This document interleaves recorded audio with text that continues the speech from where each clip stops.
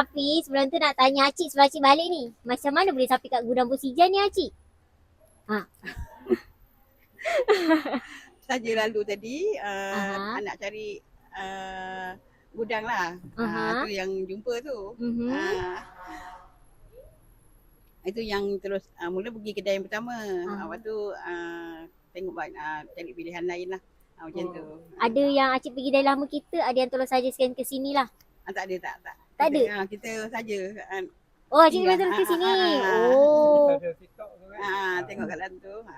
Kira yang lepas Acik beli meja makan tahun berapa Acik? 3 tahun lepas lebih kurang. 3 tahun lepas. Kobes, customer lama kita Kobes. Datang sini terus dapat member card terus tolak 10%.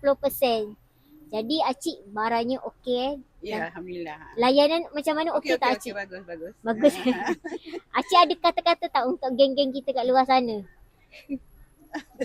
Ucapan ke Acik? Ada tak ucapan? Semoga maju jaya lah ya. Itu je lah. So saya juga tahu Cik, antara kita orang ada kasar ke, ada kurang ke, kita orang minta maaf. Okey je semua. So geng, sebelum Acik balik tu, ni Acik nak request ni. Patromen. Kita kena buat patromen Acik. Ni. Geng, Acik dari Caa telah di Sol. Jadi minta